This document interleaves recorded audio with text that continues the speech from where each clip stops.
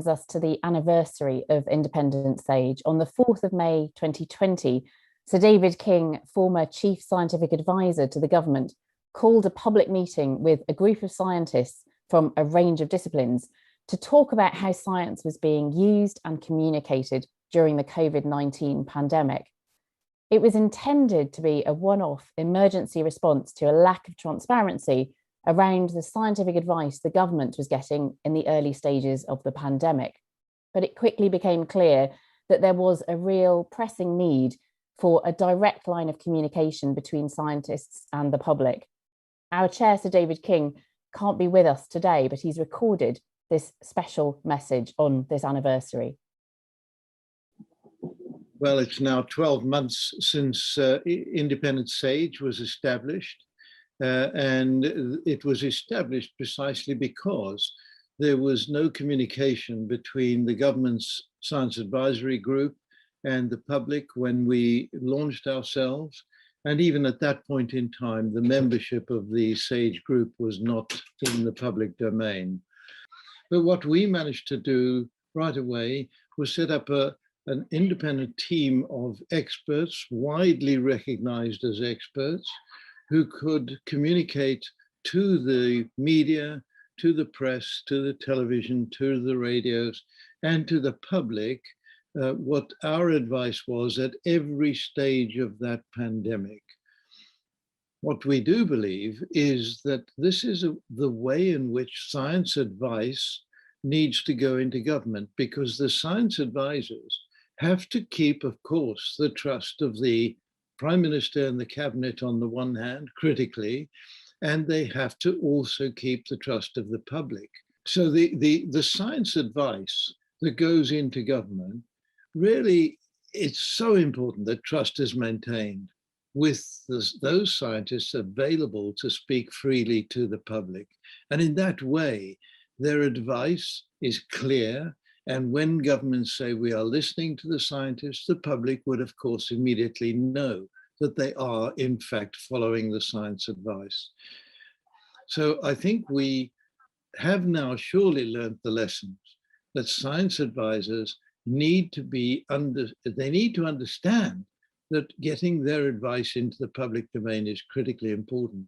And governments need to understand that having the trust of your public in the scientists is also absolutely critical. We're still active. However, of course, we're hoping that the successful rollout of vaccines means that we can soon see, at least in the UK, the end of this outbreak. But we all know that the global pandemic is still raging. And while that is happening, there is always the risk that we will see a rise in a mutation of the current virus, or the current viruses in the UK, that is not going to respond well to the vaccines. So we're going to have to work at the global level as well as the national level. Thank you for listening to us over all this period of time. And thank you very much to Sir David King for recording that for us today on this anniversary of Independence Age. Over the last year, Independence Age has called consistently for a maximum suppression strategy, for safer school measures, and an effective find, test, trace, isolate, and support system. These are not extraordinary aspirations. They're based on sound public health practice and evidence from around the world of what works. Independence Age has also shone a light on the issue of health inequality, whether on our own doorstep, as it emerged that certain communities were more vulnerable to both the health and economic impacts of the virus, or indeed globally, with unequal access to vaccines around the world. For a whole year, the scientists of Independence Age have been volunteering their time and their expertise, producing reports, providing media interviews, and holding these public meetings every Friday to share their knowledge and their advice, to interpret the data, to listen to your concerns and answer your questions. Before we get into questions today, it's time for a roundup of the latest facts and figures from Professor Christina Pargle. Christina, over to you. Hi, everyone. Right, let me share my screen. Right, so I hope you guys can see that. So things are generally good. So there's mostly good news today, but I'm just gonna say, beware the variants.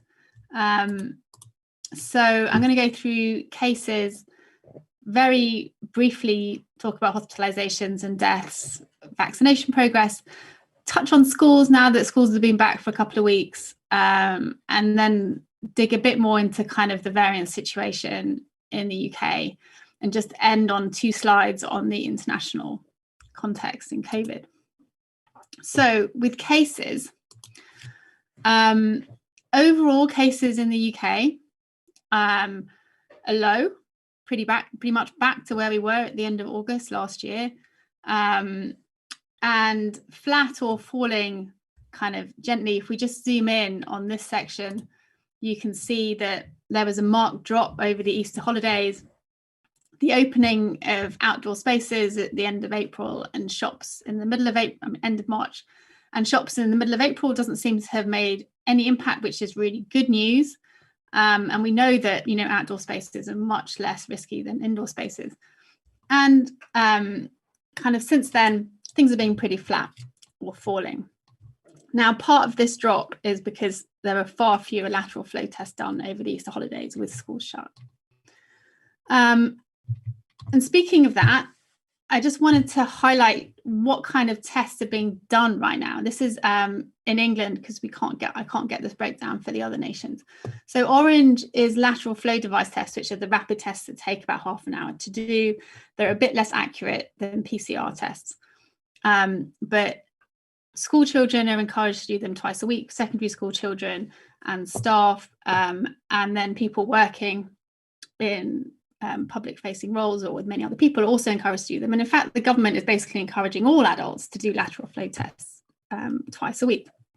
Green are PCR tests, which are meant to be done for symptomatic people, or if you're in hospital with suspected COVID. And you can see that schools have had a big impact. In March, when they went back, there was a big increase in the number of lateral flow tests done, a drop over Easter. And then since schools have come back, they've increased again, but they haven't gone back to where they were in March, and they are going down. So it does look as if fewer people are doing lateral flow device tests than perhaps the government would want. And certainly there doesn't seem to be any sign that the general adult population is doing lots of lateral flow device testing.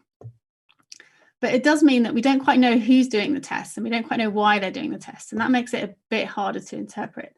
So if we just look at cases, so this is people who've tested positive by their type of test. So green is PCR, and that's most of the positive cases, which makes sense. If it's meant to be for people who have symptoms of COVID, they're more likely to have it.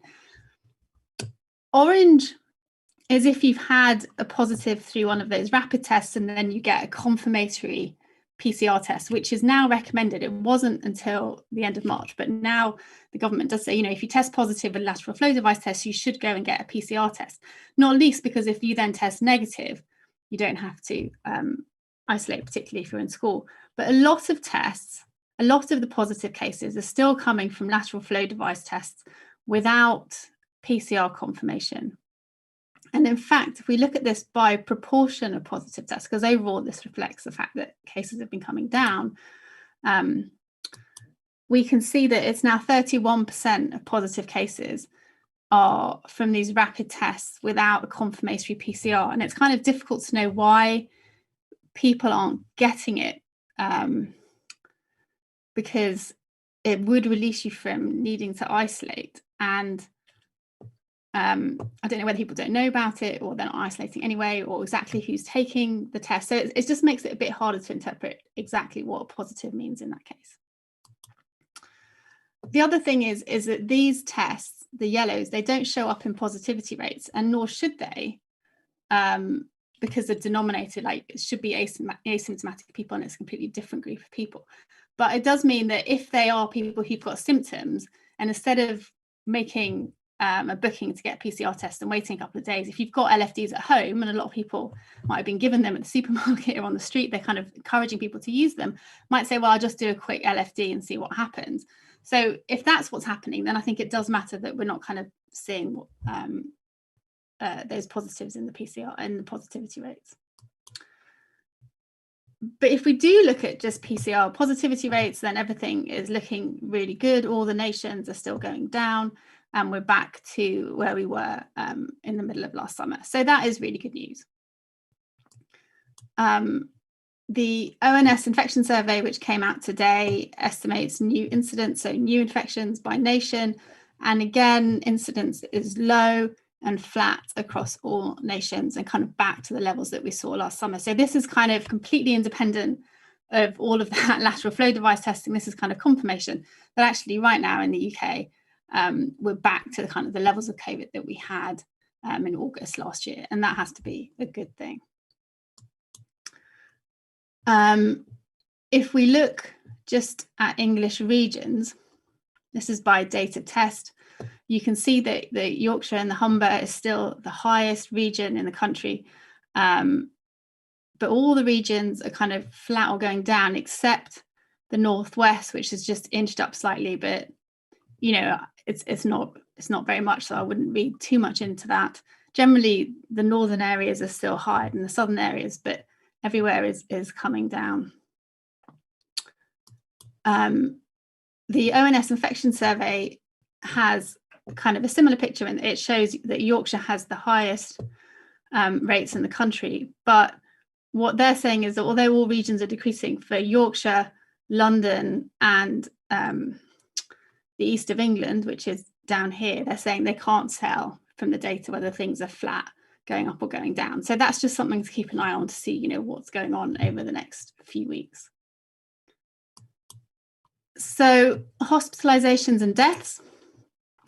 This is number of people in hospital per million people. This is all really good news. Everything is back down to where it was in the middle of last summer, for some nations even lower. And this is kind of a combination, both of the fact that we've got COVID cases really low, but also the fact that we have now vaccinated a really high proportion of the more vulnerable people. So that is having an impact in hospitalizations, which is good. It will also be having an impact in deaths. So deaths are coming down still. This is the week to 23rd of April. There were 290 deaths across the UK, you know, and compared to over 9,000 back in January. I mean, we have come a really long way, and this is really good news. And again, you know, you would never, with our vaccination program, expect ever to be up here again. So vaccination data also looking good. This is a number of first and second doses given every day up to 5th of May. You can see it that since basically the end of March, we've been doing a lot of second doses. That's continuing, but we're still getting into about 3 million people a week are getting vaccinated. That's a good number, and we're perfectly on schedule. In fact, I did some projections for England based on the SPIM estimate that we're at about 2.7 million people a week who can get a jab in England. This is where we are now. So basically what this is showing is that we'll be doing second doses for a little while yet, but by the middle of June, we'll really ramp up the first doses, and we should be able to offer a first dose to all adults by the end of July, and then we can concentrate on second doses. And I'm assuming here that you don't have to wait then 12 weeks necessarily to do that, but we should be able to give everyone a second dose by the end of September. So that is all on track. It's in line with what the government said they were aiming for. So this is good news. Over 60% of adults have now had a first jab. Wales is shooting ahead here. They are now vaccinating, I think, 30-year-olds in Wales. So that probably explains why they're at almost 72% there. And also explains why for second doses, the other nations have now caught up Wales, and everyone's at about 30% of adults having had both their doses of vaccine. So again, this is all going very well. You can see where we're at. We're currently in this bit, 45 to 49-year-olds, 75% of them have had a first dose. And for second doses, we're here somewhere, 65-year-olds to 69-year-olds, and hopefully trying to pick up the remainder of the 70 to 75-year-olds. But this is all kind of going well, and so hopefully over the next few weeks we'll start seeing the younger age groups really pick up.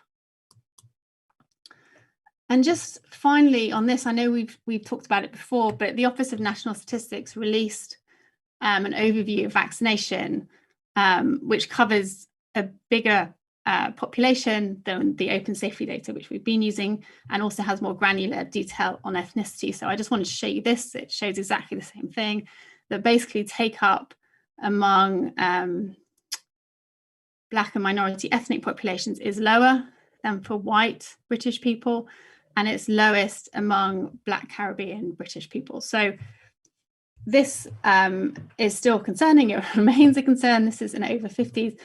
There are attempts to try and improve this, including things like going out to where people are and where people live, and making it a lot easier to get vaccinated. Right, schools. So this is the latest data from Public Health England up to 2nd of May, showing the age distribution of confirmed cases. So this red line is 10 to 19-year-olds, and this orange line is 5 to 9-year-olds. And what you can see is that when schools all went back in March, there was kind of a big increase in school-age children. Now, some of that was just because they were having to do a lot more testing, but not all of it. And certainly primary school children weren't doing lateral flow device tests, so that doesn't explain the increase there. And this increase was happening in the context of other age groups all reducing their cases. Then we had Easter, and cases dropped a lot. Again, part of this steep drop for 10 to 19-year-olds is that they weren't doing lateral flow device tests in Easter. And what we've seen since schools, so all schools were back by the 19th of April, is that actually we haven't seen this come back now. It's only been 2 weeks for the data, only 2 weeks of data. But even so, I think what we're seeing here is a sign that actually when cases are low in your community, it does make your school safer. So just looking at ONS data, they also show that cases are reducing in school-age children. So that, again, is really good news and is totally independent of whether people are doing lateral flow device tests or not. So this is another confirmation that actually right now cases in school-age children are going down. And looking at school outbreaks by Public Health England, yes, they have gone up since the beginning of term, but they're at much, much lower levels than they were in March, and much, much, much lower levels than they were in November and December. So hopefully this is actually good news and shows that some of the mitigations that are in place are working, so including mask wearing in secondary schools, but also that it shows that, really low community prevalence is key to keeping schools safe, which is what Independent Sage have been saying, for almost a year now, is that if you can keep cases low in your community, that's a really, really powerful way to protect children. Because remember, children are going to be, well, firstly, at the moment, they're not allowed to be vaccinated, and hopefully that will happen, but not for several months yet. So this is how we kind of keep our children safe.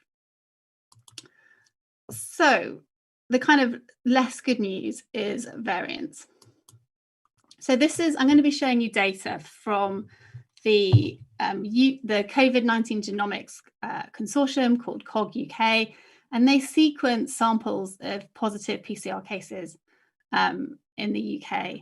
Now, they used to do about 10%. Now they have ramped that up, so I think they're currently sequencing about 40 to 50% of cases in the community. And then they also sequence all positive cases from travellers into Britain, and they sequence positive cases in the case of surge testing, like they've been doing for the South African and Brazilian variants.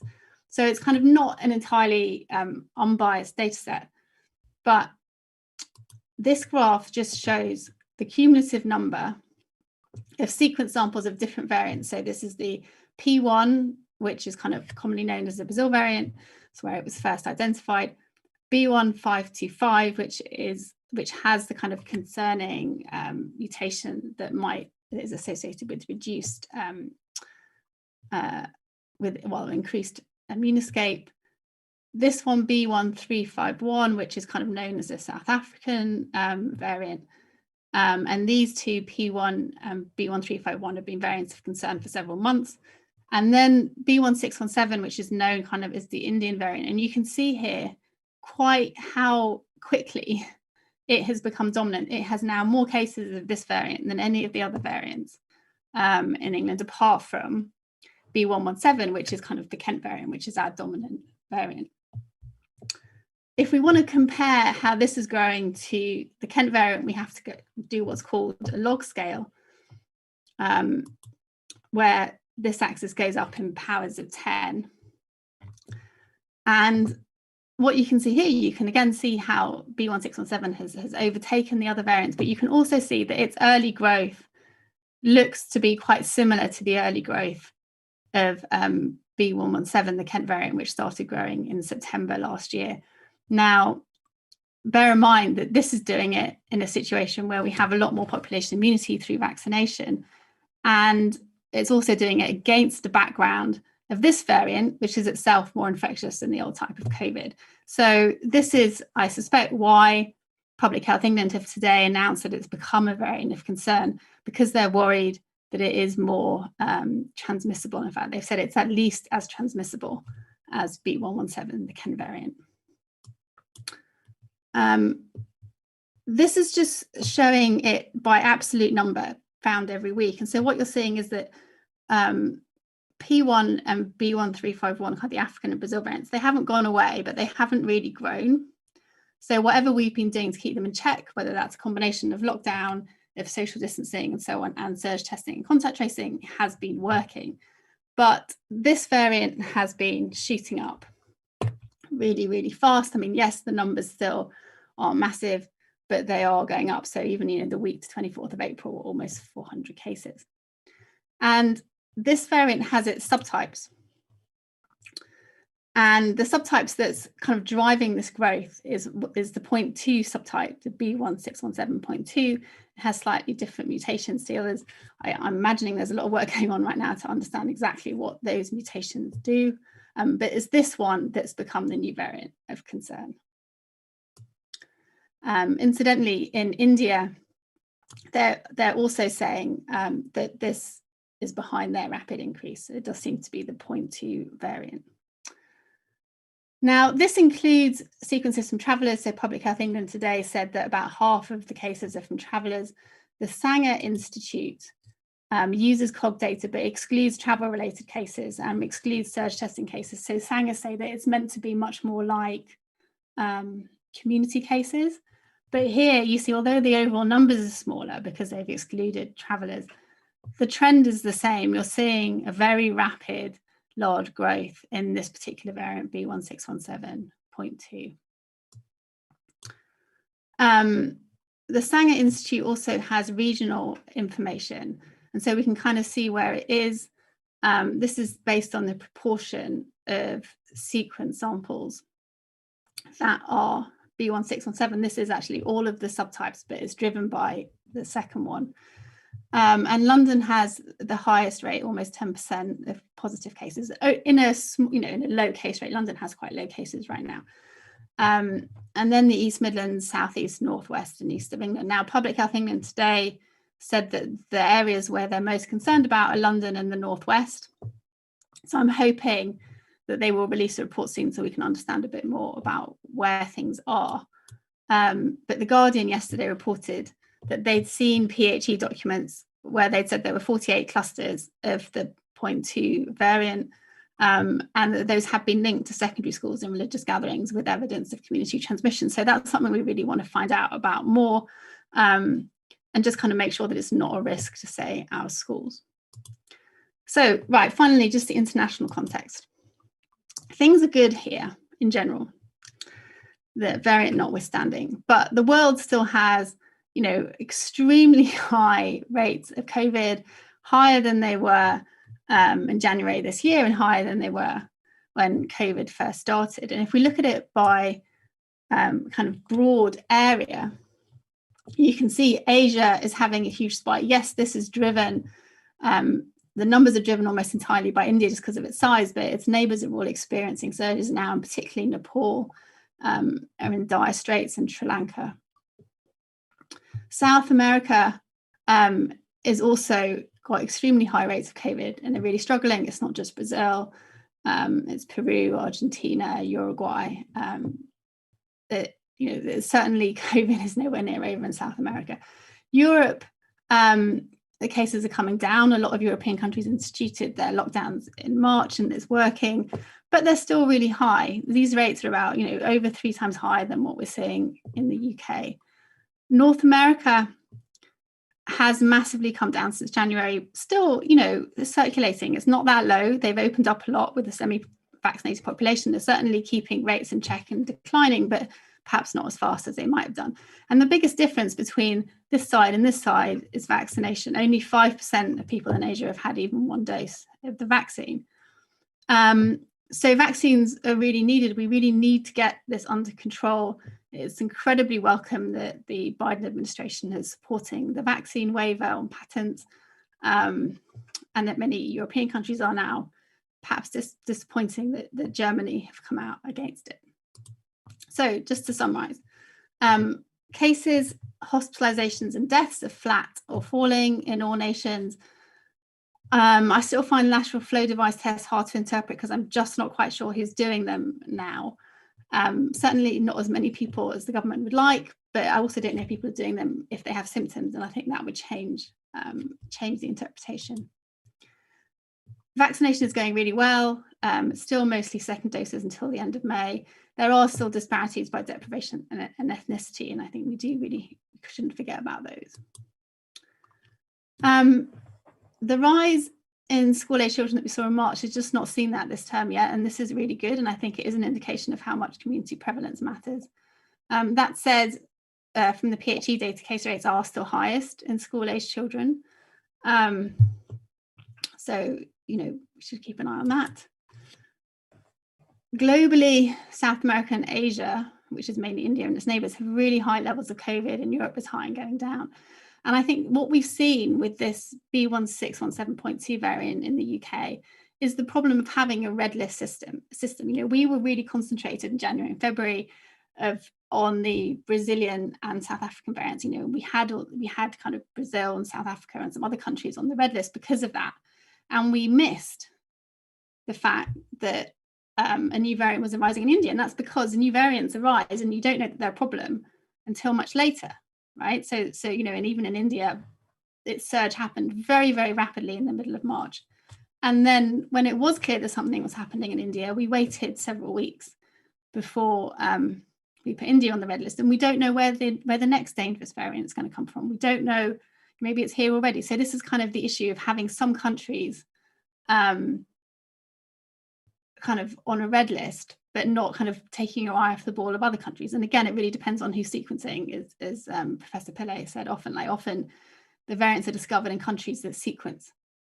And it also shows the problem of allowing COVID to run amok. Basically, it just means that the new variants will keep popping up and keep being of concern, and you keep having to react to them. And to me, it does kind of bring into question about summer travel internationally, because we don't really know where they are. We know that there is a lot of COVID around, and it just seems like a big risk to me as we're still trying to finish vaccinating our population. So speaking of variants, so the rapid increase of B.1.617.2, it is concerning. PHE say that it is at least as transmissible as B.1.1.7, which is the Kent variant. There's no evidence yet that vaccines don't work against it, so that's positive. But if it is more infectious than the Kent variant, it could still mean there's a nasty exit wave if not contained, because it just means that as we open up, more people can get infected, and just the sheer numbers will make things difficult, as has happened in Chile and is happening in other countries that have high vaccination, like the Seychelles and the Maldives. And I will end there.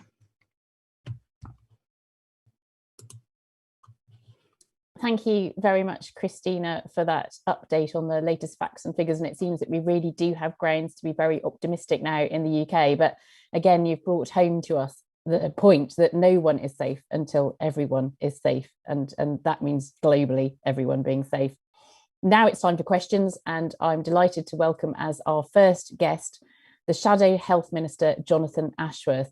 Jonathan, what's your question for the panel? Well, thank you, Alice. And can I just say on the anniversary, a great thank you to all the members of Indisage who have brought clarity to these debates and helped us hold decision makers to account, and you've improved the public debate about these issues. So thank you very much to everything that you have done alongside your day jobs, as it were, these last 12 months. I want to just explore further the point where Christina was concluding, which is how worried should we be about the Indian? What measures do we need to take to contain it properly? Thank you very much, Jonathan. I think probably I would come to you first, Professor Deenan Pillay. How worried should we be about the Indian variant? Yeah, thanks, John, for the question.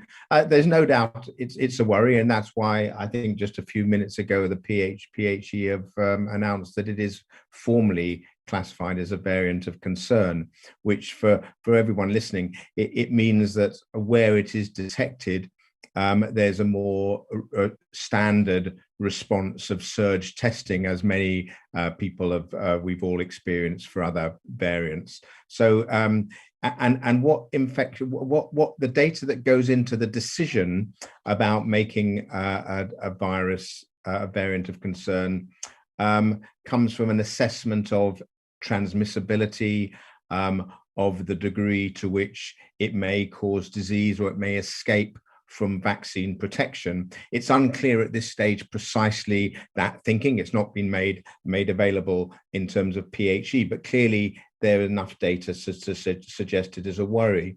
And in that sense, whilst I do think that vaccines, the great vaccine rollout program will to a large extent prevent severe disease being caused by this, there's no doubt that, as we have said and many others have said for some time, is that there will continue to be local outbreaks. And it's clear what has happened is that there's not only importation of these viruses from India or linked to the variant in that part of the world, but also there's now ongoing spread within the UK. In other words, so the cases that have been identified that Christina very clearly outlined are made up of not only those who've come back from the Indian subcontinent, but ongoing transmissions in the UK. So there's no doubt that this is happening. And while cases remain low, again, as Christina has identified, of those cases that do exist, an increasing proportion are with this variant, which does suggest to me that we need to be very careful about this. Thank you, Dean. And I'm now going to bring in Professor Anthony Costello and then Dr. Zubaida Haque. Anthony. Thanks. I mean, the newspapers and politicians are all clamoring to, lift restrictions and get moving. And there's, as Christina's shown, there's a lot of evidence that they can quote. The vaccination coverage is excellent. Some people think we're approaching herd immunity. Deaths and hospitalizations are down. Lab results show that immunity is lasting up to 8 months in various forms, although it diminishes with time. And as Deenan has said, all vaccinations probably lead to a dramatic reduction in deaths and serious disease. But it is worth emphasizing why people are still concerned. Firstly, all the modelers predict a surge from August, September onwards. And they might be wrong, but some suggest a small surge, some a large one. The data that struck me this morning was the cases are stuck at around 2,000 per day. We got down to 500 a day last July, and the deaths are a little bit higher. So it's still circulating, and we're going to be hit by variants around the world. I mean, even if this Indian variant, there will be others because of the spread of this. And if they're increasing transmission, and more to the point, they may be increasing the length of time of infectiousness, then you need an effective, even more important to have an effective test, trace and isolate program. And last week we had people from Newham and also from Leicester reporting back on their local schemes that they've diverted their own money to in order to protect. But many districts are not doing that. And none of the money came from the 37 billion that has been spent. So we don't have that additional protective shield. And the other thing that we've heard in the last 2 weeks is this slightly more scary thing about the fact that if you have a variant that comes in that's relatively vaccine resistant, people are saying, oh, well, we'll just have a booster vaccine, we can redesign it. But there is this thing that Deenan described called original antigenic sin, which is that you may be stuck with the one that you've been primed, the response you've been primed to with your vaccine, and that actually giving a booster sometimes doesn't work. So there are all kinds of reasons to be worried. And the two things we must remember are vaccinate, get everyone vaccinated. And secondly, we still haven't done it, set up a local test, trace and support for isolation. And I think we've been weak on that in this country. Thank you very much, Anthony. And Zubaida, you wanted to comment here as well. Well, yes, I mean, that's a great question to ask, John, because one of the, I don't know if you noticed, but one of the most concerning things about the Indian variant is, of course, it's associated with outbreaks in schools, and particularly in secondary and primary schools. Now, that for me is extremely concerning, given that the government has announced that they're going to remove face masks from secondary school classrooms. And it goes against the evidence and it goes against the data. And it does beg the question, why is it that the government are getting rid of one of the very few mitigation measures in schools, which we know works, when we've got a very transmissible Indian variant that's associated with nearly 50 clusters in the country. And at the moment, we've only had schools open briefly after Easter. I'm more concerned that once everything else opens up after May the 17th, and as Christina says, once community rates go up, school rates go up, that will affect schools enormously. And once again, we'll find ourselves in a situation where schools will have to be closed and education is disrupted yet again for children. Thank you very much, Zubaida. It does. We've had such amazing progress with the vaccination programme. It does seem to be foolish to drop such mitigations when we've put so much effort into getting where we are now. And thank you for that question as well, Jonathan. Moving on now to a question from the BBC's health editor, Hugh Pym. Hugh, what's your question? Well, thank you very much and happy birthday, Independent Sage. I was going to ask about the Indian variant, but it was very well covered by Christina. So I suppose I'd broaden it and touching on what Anthony said a short while ago. Where do members of Independent Sage see the current roadmap and the optimistic noises being made, both by ministers and official sources, about being on track? And the ONS survey is quoted, to show the continued fall even after retail and so on being allowed to open again on April the 12th. Those noises, but also Neil Ferguson, who's on SPY-M, talking about something being close to normality in the summer. How do people feel about that? Do they think there needs to be a rethink and even, a very, very different tone taken by those in authority? Thank you very much, Hugh. And Professor Christina Pargle, I'll bring you in first, and then I think Professor Costello wants to come in, and maybe a couple of other people. Christina, you start. So to me, it does really come down to this idea of data, not dates, and that I don't know what I think the right thing to do is in June 21st. It really depends on where we are then. So that's what worries me about how people talk about it, as if it is set in stone and this is when everything's going to be fine. And things are going well. So, if we're in the same situation today, on the 17th of May as we are today, then I think proceed cautiously with the next stage of the roadmap. If we're not, like for instance, if cases continue to get much higher of the Indian variant and certain hotspots, do you reconsider opening up those areas? Then I don't know. I don't know enough about where it's spreading and how it's spreading and what age groups it's spreading in. Public Health England will know that. But to me, the roadmap has to depend on the data. And I also think the other massive risk to it is international travel. We saw that a lot of the European surges in late summer and early autumn last year were kind of seeded by lots of international travel. And that just worries me that we're kind of asking for trouble by doing it again this summer. Thank you, Christina. Professor Anthony Costello. Well, Hugh, when you were economics correspondent at the BBC back in 2007, I think the IMF put out a paper at that time saying that mortgage securities were excellent because they distributed risk and there was nothing to worry about. And I think a few, 2 or 3 months later, the whole thing collapsed in a heap. And that's my view at the moment, is that modeling can only go so far, in the sense that we all put different assumptions into models and we get slightly different answers out. I mean, certainly there is a scenario where things will be good, but I just kind of think we just don't know. And there are enough things to worry us that we should be very cautious, because we thought it was all over last July when things were actually better than today. So I think it's a matter of caution. And I'm not sure if you've changed your mind about economic modelling. Perhaps you have. You and I have had a few discussions about economic models over the years, Anthony.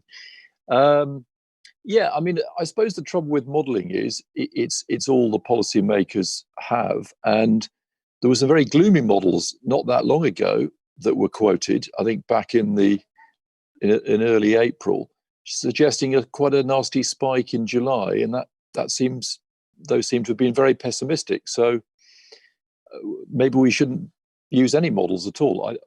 I don't know, but certainly now the view. I quoted Neil Ferguson in an interview we did with him. He's seen the models and he's much more optimistic now. So what does that tell us about modelers, or what does that tell us about predicting anything? Thank you very much, Hugh. Well, we do have our own modelling gurus here on the panel. Can I come to you, Professor Carl Friston, first for a response to that? Yes, no, I was smiling about the pessimism and optimism. So my modelling is always critiqued for being too optimistic, but it's nice, I think, that now the SPIM models and the dynamic causal models are really on the same page.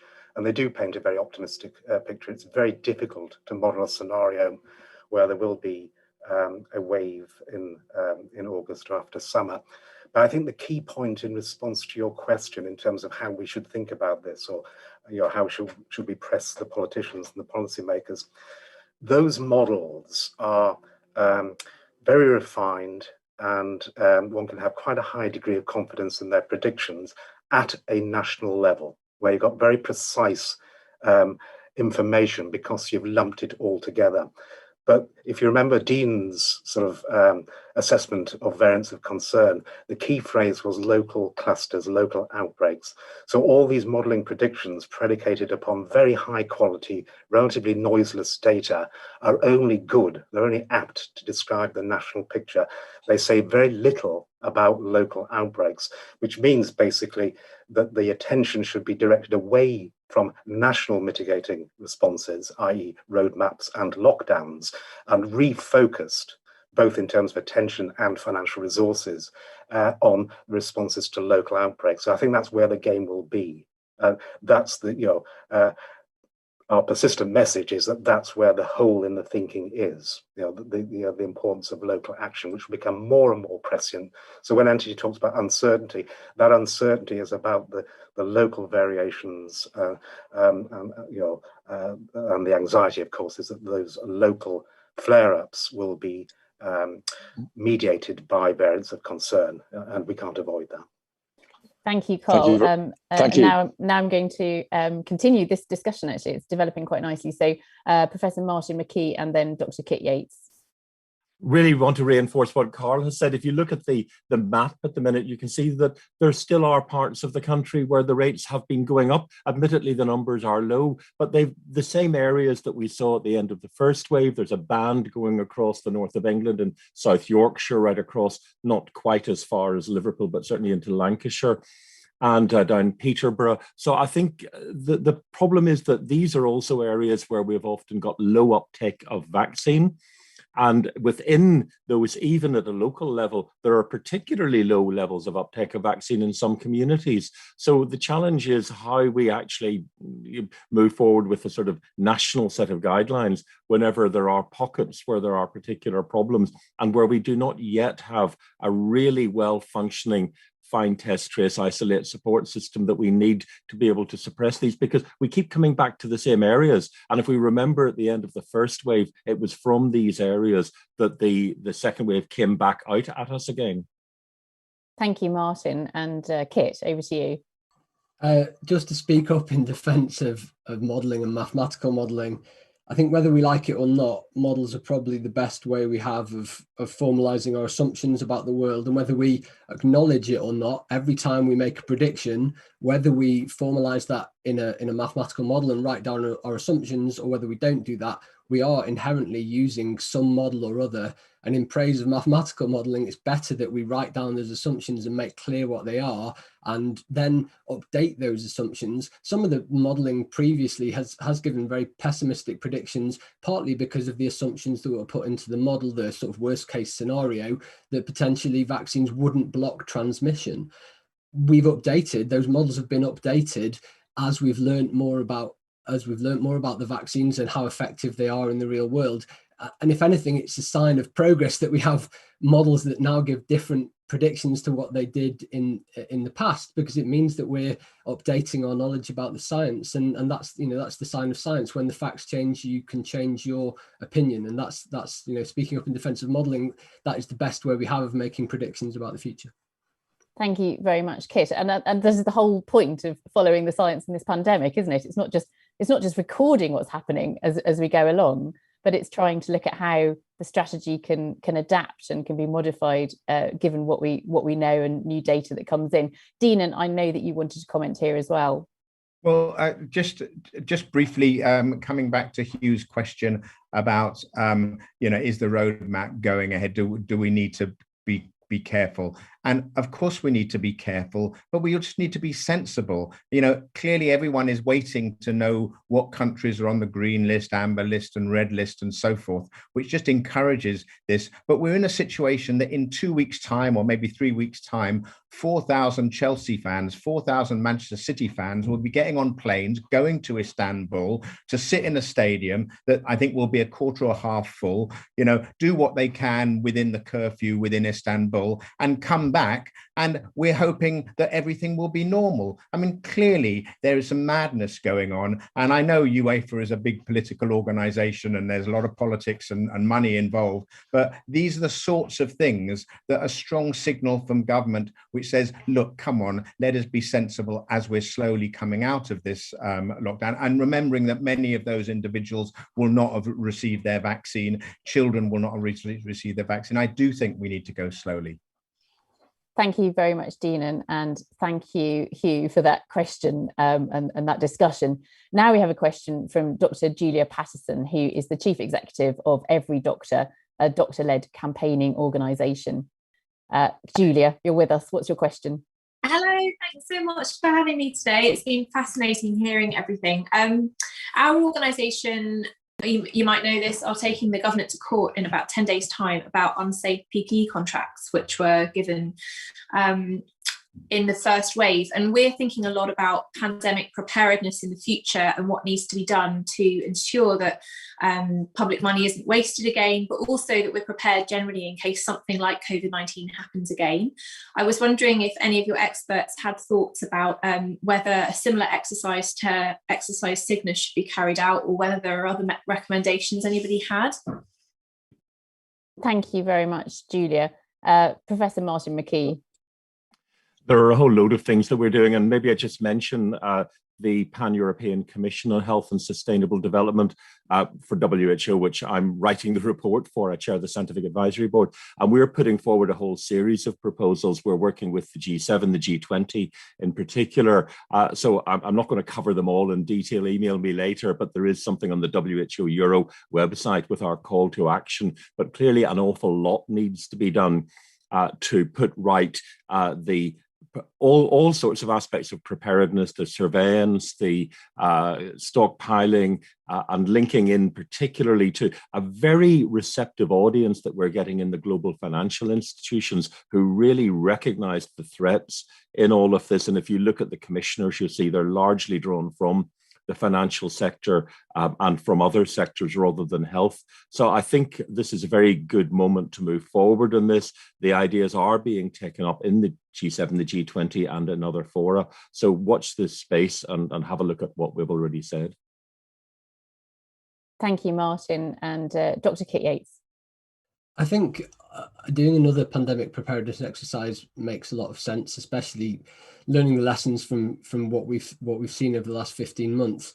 But it's really important that we actually act on what we learned from that preparedness exercise, which clearly wasn't done from Operation Cygnus. To give just one example, there were recommendations about the number of ventilators that we should have had ready, and we just clearly didn't act on that. And when the pandemic hit us and when it came to the UK, we just didn't have enough ventilators. So it definitely makes sense to learn lessons from the last 15 months to potentially carry out another pandemic preparedness exercise.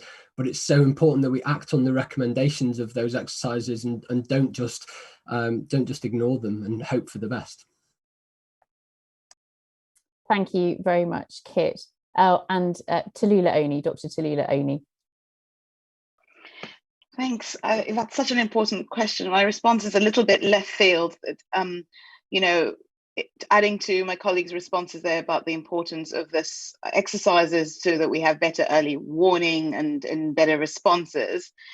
In the spirit of building back better, as it were, it's also worth interrogating what ways that these kind of exercises could be run differently to what we've done before, even when they were run well. And in particular, one of the things that strikes me about this pandemic response so far is that in addition to early warning systems and preparedness, we really need to strengthen our early listening systems. So that is from the people who would benefit. That might be the people who are most exposed in health and care and key work. It might be community level organizations, civil society representatives, and perhaps it's not something that we do as standard normally as part of these exercises. So then my question would be, could we do it better in the future from learning lessons from what we've had through this pandemic and actually integrating early listening systems and having community participation as part of such exercises so that we're better prepared collectively as a society? Thank you very much, Tallulah, and the others there. And thank you, Julia, for that question. Now I'm going to take a question from Caroline Lucas, the Green MP for Brighton Pavilion. Caroline, lovely to have you with us. What's your question? Thanks so much, Alice. Thanks for having me, and a big congratulations on your anniversary. I can't tell you how valuable your evidence-based, real clear advice is. So thank you so much for that. I had two very quick questions. The first was on variants of concern. Is there any reason why we couldn't take a more precautionary approach and assume that new variants are of concern until they're proved not to be? I'm just worried about PHE only designating that Indian variant today, particularly when I saw the steepness of that curve. And could you say a little bit more about your views on the government's policy of lateral flow mass testing, and in particular on asymptomatic adults? I know Christina covered some of this, but is there a concern that there's not enough data about picking up asymptomatic cases, and therefore is that a risk of leading to false positives, a false sense of reassurance? Thank you very much, Caroline. So the first part of your question was about variants of concern when they become of concern. Could I come to you, Deanan, for an answer to that? Yeah. Yes. Thanks for the question, Caroline. It makes sense to be always mindful that there will be new variants and so forth. But there are some very practical, pragmatic issues with being very proactive in that, first of all these viruses, we've got to remember, are always mutating. Nothing is staying fixed, and we've just seen it in the so-called Indian variant, that there are now 3 subgroups of that are evolving in different settings. So that's the first thing. And secondly, we are doing a lot of sequencing, genetic characterization, fingerprinting of these viruses in the UK, but there will always be a lag, and it is certainly not 100% of infections. But the third thing is that we've got to remember that the public health measures we have to prevent the transmission of viruses will work with all variants. If we really do adhere to social distancing, we have a functioning test, trace and isolate system. These are the things that will impact on all variants. And I think we've with the vaccine rollout, we've started to become even more complacent, thinking that the vaccine is the key thing, whereas in fact it is those others, it's vaccines in the context of everything else. So I would say, in addition to the genetic characterization and the publication of data and allocation of variants of concern, what our response should also be a universal strengthening of the guidelines that still exist, even though we're going through this sort of roadmap to releasing ourselves from complete lockdown. Thank you very much, Dean. And now for the second part of Caroline's question, which was about testing and knowing what the volume of asymptomatic COVID is out there in our communities. Who would like to take that question? I mean, it's something that you touched on, Christina, in your presentation. Would you like to start with that? Yeah, I mean, I think with this mass testing, I think that the problem is that they're kind of expecting people to do these tests without making it easy to test. The consequences of testing positive are very disruptive. And even though there's, you can get and you should get a confirmatory PCR test, that might take a few days to get back.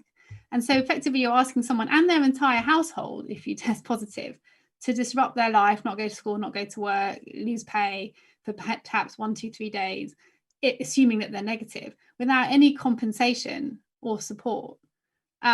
So I think, unless you're prepared to do that, unless you're prepared to help people isolate, and that includes people who test positive through PCR, then I think any kind of mass testing or any kind of testing isn't really going to work, because people aren't in a position to actually do the actions that you'd need them to do if they test positive. And I just don't quite understand why the government isn't doing that, because it seems like a much cheaper option than letting COVID keep going. So that's my view.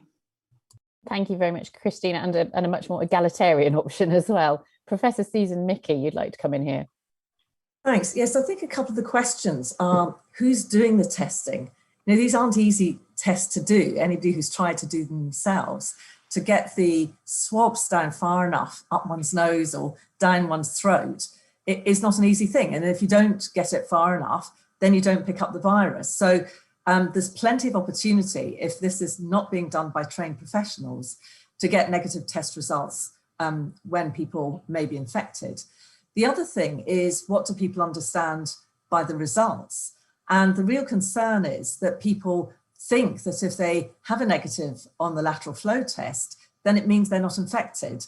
And I was really concerned to see Christina's data today that only about a third of those who had tested positive on lateral flow were going to then have a confirmatory PCR test. This seems urgent to understand why that is, why that's happening. And the suggestion that it may be that people don't actually want that confirmatory test. Now you have to ask the question, why wouldn't they? Because, as Christina said, if they get a positive test result, they may not be in a position to isolate. And the Corsair study that I'm involved with has shown the reasons, and we've rehearsed it many times, in terms of lack of the financial or practical wherewithal to be able to do that. And in addition, there's a £10,000 fine hanging over people if you don't self-isolate. I think urgently that fine needs to be taken away. That is not evidence-based. And in fact, SAGE and the behavioural group have consistently said, give financial and practical support, and threatening people with punishment is not the way to go forward. Thank you very much, Susan. And Anthony, could you want to comment here briefly, if you will? Yeah, very quickly. Since we've got our most important Green politician on, and this pandemic will go away, climate change will not go away. And I think one thing we have to learn from this crisis is that as a world, we're not very good at global alliances, at dealing with multilateral decisions. We have to think about reform of the whole system of global governance if we're going to get anywhere close to solving the much bigger problem, actually, of climate change over the coming 10 years. I'll just stop there. I agree with that. Thank you very much, Anthony. Alarmingly, it does sometimes feel like we are operating like lots of little medieval kingdoms and not working terribly well together. We're now going to take a press question from Nigel Nelson. Caroline, thank you so much for being with us and your question today. Nigel Nelson of the Sunday People, what's your question? Yeah, Christina has made the position clear about foreign holidays and that we shouldn't take them until the entire population has been vaccinated after September. Is that the unanimous view of Indy Sage? How does Indy Sage feel about foreign holidays? Susan? Well, I think there's a difference between foreign travel and foreign holidays. And I should say we don't have, I don't think, covering everything, a universal view on this. I think foreign holidays is different than foreign travel where people are going for work reasons, going for family reasons. So I think that the answer would have to depend on what the situation was at any one point. So I think, no, we don't have an overall view, but I think we do on everything. But I think foreign travel is going to increase the likelihood of problematic variants. I think that's just a principle that I would have thought everybody would sign up to. I think I do. Well, I do. Zubaida, do you?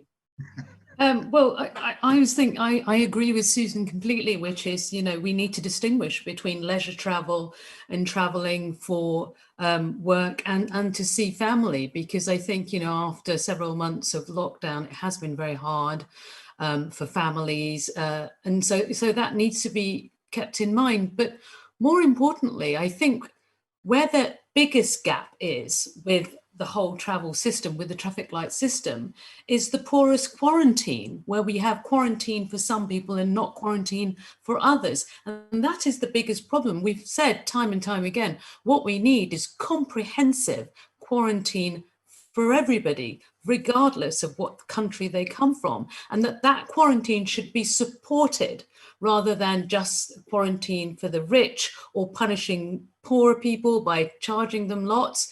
That's what you need more than anything else, because once you have a comprehensive quarantine system, it can at least act as a buffer for people returning from countries, whether they be green, amber or red. Thank you very much, Zubaida and Kit. So I can speak personally. I'm not going on a foreign holiday this year. And I think if we can avoid going away, going abroad, especially to countries with high levels of cases, then that makes sense. And that brings me to the Champions League final, which is due to happen on the 29th of May, where we're potentially going to have 4,000 fans of Man City and of Chelsea going over there, as well as all the teams and the entourage. You know, cases, Turkey's in the middle of a lockdown. Cases there are currently 10 times higher than they are here in the UK. You know, that's one thing that we could easily avoid. It's two English teams playing against each other. We can't host it at Wembley because of the playoff finals, but we could host it at Hampden, or we could have it at the Millennium Stadium, or we could have it at Villa Park or Old Trafford, or any of the massive stadiums in the UK, or at the new Tottenham Hotspur Stadium as well. Yeah, that's what. Hang on, you're a Man City fan. Okay. Deanan wants it. This is completely biased. Ignore. I am going to responses. interrupt here. I'm going to interrupt here. We're not here to talk about football. It's relevant, but we're not going to continue talking about football. So I think there's a fairly comprehensive answer to your question there, Nigel. I'm not going on a foreign holiday either.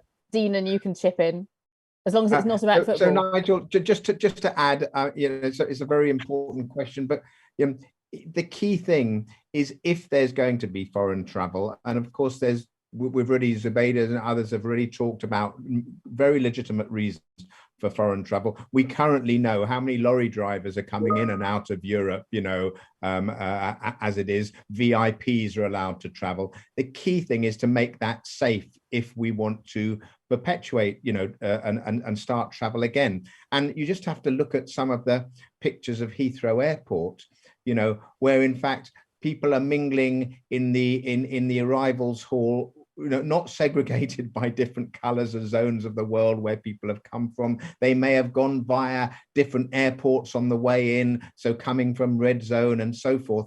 And it just seems madness that we go to all these lengths to classify different countries with regard to risk, when really probably the biggest risk of going on holiday is actually the process of actually getting from A to B. And that's why we've had a lockdown within the UK, less transport and so forth. And so, you know, if we are going to encourage opening up, I certainly would support making sure that the ways in which we actually travel are as safe as possible, with the quarantine issues as well. Thanks. Thank you, Dean. And to Lula, you can comment here very briefly if you will. No, certainly not on football. But I just want to draw the parallels, similar parallels to Anthony drew earlier, to something like climate change and emissions, because it's relevant, because we have individual behaviors that we have to make decisions about and risks, but those individual behaviors sit within a collective behavior. So we talk about reducing our ecological footprint, and that's individual things that you and I do. But also we recognize that not everyone can say live at zero footprint. So collectively, if we know that some people have to say, you know, the equivalent here is travel for family or for work or for other reasons, if collectively we're all cognizant of how our behaviors sit within that collective need to reduce travel as a way of reducing transmission, then we stand a better chance of actually keeping on top of it. So I just want to bring in that collective perspective as well. Thank you very much to Lula, and Nigel, thank you for that question. Thank you for joining us once again. We're now going to go to another special guest, the children's author and poet Michael Rosen, who spent several weeks in intensive care in March last year during the first wave of COVID-19. Michael, we're so pleased to have you with us today, especially because it's not just Independent Sage's anniversary. Happy birthday. Thank you. Thanks very much. Thank you. Yes. So my question is, do you think it's feasible and or appropriate that some kind of negligence case can be brought against the government for what it did and did not do in January, February, and the first 2 weeks of March 2020? Thank you very much for your question. Who would like to start with this then? The lack of response in those first few months of the year, which led to the first surge in COVID, and people like Michael being hospitalised. Deanan. Well, Michael, it is very good to see you. And I also see you walking around the streets of Muswell Hill. So I think this is going to be driven by individual litigation cases. I suspect that that's going to be an issue for individuals who may, who fear that they would have caught COVID within hospitals because of the very poor infection control there. So and I'm sure that I know those discussions are going on and thinking about that. So that may be one driver of this, but I'll let others who want to talk, come in about a more government-wide responsibility. Thank you, Anthony. Generally, the confidential inquiries have brought about the biggest changes in outcomes for people. So, for example, we've had a confidential inquiry into maternal deaths and also into neonatal deaths for the past 60, 70 years, which have brought tremendous changes. And they're where people are very open about what went on. Now, we've been very critical of a number of things, scientific mistakes early on and also political mistakes. But I'm not sure that you would get, once you get lawyers involved, everyone becomes very defensive. Most of the people, even if I think they made the wrong decisions, were acting in good faith and had a reason to follow a particular line. I think there are a lot of lessons to learn systemically about how we would respond to the next pandemic, and we must learn those lessons. And I'm not sure the present government has learned all the lessons. And I think there have been elements of, not showing up, for example, to the first 5 COBRA meetings by a Prime Minister for 6 weeks when we've got this pandemic looming was, I think, pretty unforgivable. But I'm not sure lawyers are the way to go. Thank you, Anthony. Does anybody else want to comment here? Martin. Just that it is a very, very high bar to win a case against the government, because you have to look at what somebody would have done in those circumstances and demonstrated that it was, I've forgotten the exact terminology, but grossly unreasonable. So I think there is a lot of public law litigation in many other areas, obviously, from Iraq and experiments on Porton Down in the past and things like that. But we do know that these things are very prolonged and very challenging, and yeah, so you can try, but I wouldn't be that confident. Kit. Hi, Michael. I think you were asking specifically about the first wave that we went through, but actually I think there were definitely mistakes made in that first wave, but I think far more culpable are the mistakes made in the later waves that we saw. Failing to act on SAGE advice in September, waiting 6 weeks to lock down, bringing us out of lockdown at early December, when basically we just decided a 4-week lockdown, that was going to be it, not based on any data or any thoughts of safety where cases were. And then again in December, when we knew we had this new variant surging in the UK, failing to lock down until January. These actions or inactions cost thousands, tens of thousands of lives. So arguably there's an even stronger case for the lack of action that was taken at later times rather than in the first wave. Would anybody else like to comment? And I wonder, Michael, if you'd like to respond as well, if you'd like to come back. Yes, I take the point about the high bar with litigation, but on the other hand, Boris Johnson gave a very, very clear signal in his Greenwich speech. The way he put it, that he was against, rather obscure phrase, market segregation in the face of the coronavirus. So he was in effect signalling completely against the WHO advice that you needed public policy response to the coronavirus. He thought that somehow or other you could cope with it in this kind of free enterprise way. And then, as you know better than me, you had government scientists saying that we had to create herd immunity. They said that, 3 of them, on March the 13th, as you know very well. And in fact, Robert Peston had flagged that up on March the 12th in The Spectator.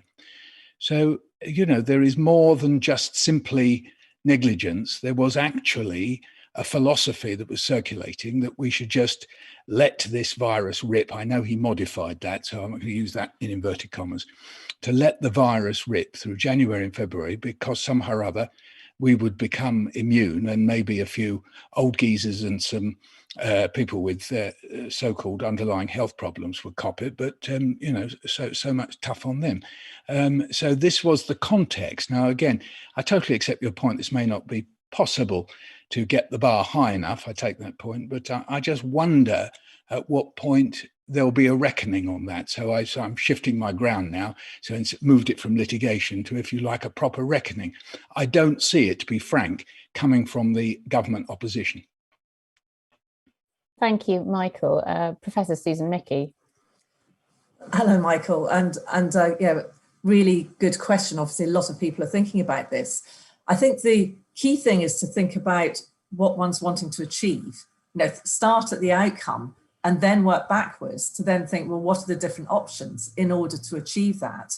And I think what we want to achieve, and I completely agree, there were many serious and avoidable mistakes made, many of which just should not have been made. But I think what we all want is for those never to be made again.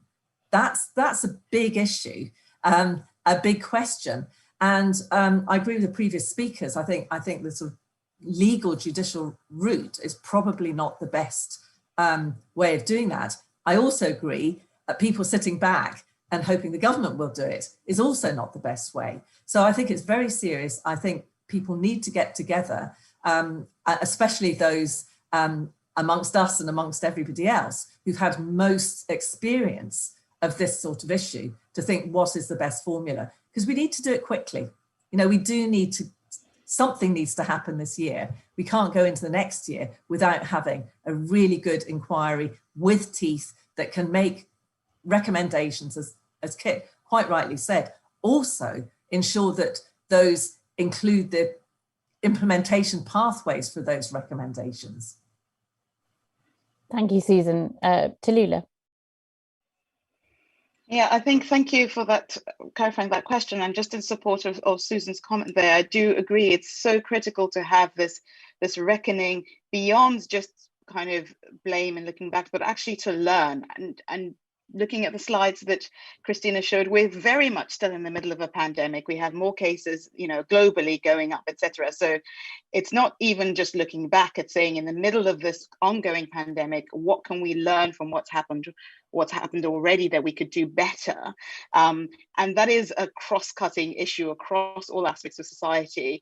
What did we know before that could be better applied, particularly around the inequalities that have been exacerbated by social, economic, health across the country, and absolutely need, I think, a proper inquiry. That said, I've learned very recently what it takes to do that, and I know that things like the People's COVID Inquiry, which is ongoing at the moment, to at least start hearing from people who are most affected, it's just the right thing to do, just to recognize the pain that people have gone through, to recognize the unnecessary exposure and vulnerability and consequences that people continue to face, and to learn from that. And who better to learn from that than the people themselves? So I just want to highlight that, yes, we need something top down, but this kind of initiative like the People's COVID Inquiry is an important initiative that could generate some evidence to contribute to a formal inquiry later on. Thank you, Tallulah. And I wonder if it's something we should be asking of our politicians in the future, that we expect politicians to be less ideologically driven, that when they're responding to crises like this, they, as Susan says, look at the outcomes that are most desirable and work towards those, but do those by using the best available science and not be so ideologically driven. I wonder if anybody else would like to come in on this final point. I might come back to you, Susan.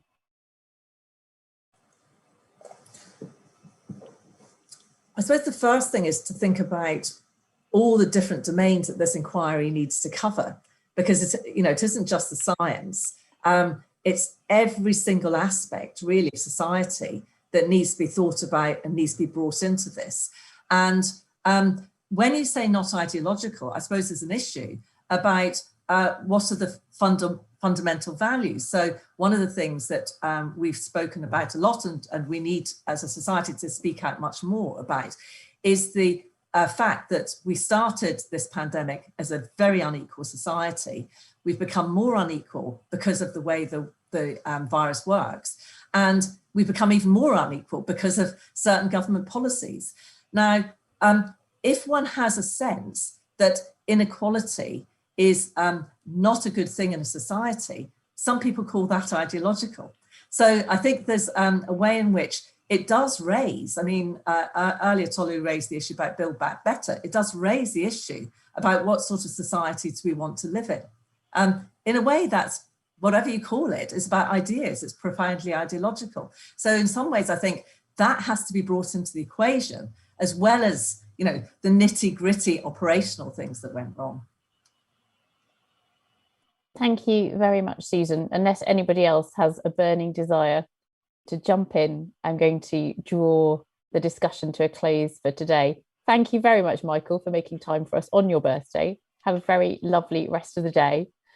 And thank you to all our guests for their perspectives and their questions today. It's also been wonderful to hear how valued independent SAGE is.